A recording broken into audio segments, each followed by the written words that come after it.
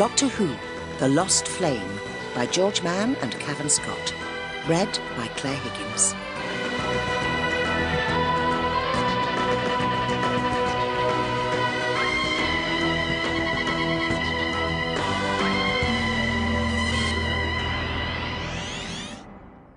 Let me get this straight.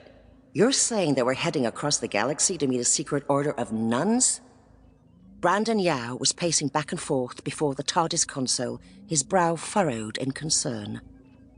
His plaid shirt was looking a little worse for wear, following their recent spell in the 17th century. And his jeans were spattered with mud. He looked dishevelled, decided Alex, as she leaned back against the railing. Dishevelled, tired, outraged. And yet there was a hint of a smile on his lips, too. Despite her brother's vigorous protests to the contrary, the adventuring life seemed to suit him well. If only he could see it himself. "Well, I'm excited about meeting the space nuns," she said.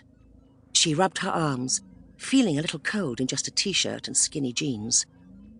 The TARDIS wasn't the warmest of places, despite its cosy, now familiar air.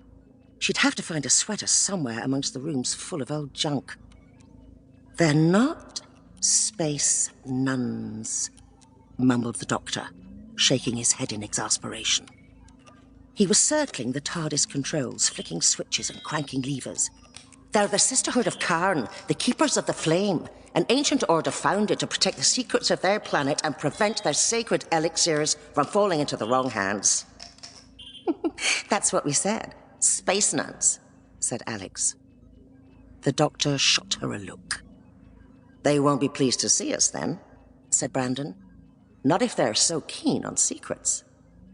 "Oh, they're always pleased to see me," said the Doctor. "We're old pals. Although Ohila may not like what I have to say this time around. Interfering in human affairs, unleashing ancient forces. Someone's been very naughty indeed." His words were drowned out by a sound like a nearby thunderclap. The TARDIS seemed to turn on its head. Alex grabbed the railing, while Brandon was thrown from his feet. Somewhere in the distance, a bell tolled, and the Doctor hung on to the console as books leapt from their shelves on the upper gantry, a blackboard toppling from its easel to smash down the stairs. "Doctor!" she yelled, as the grey-haired man struggled to regain control of his craft. "Come on! Come on!" There was another sudden thud, and the frenzied seesawing ceased.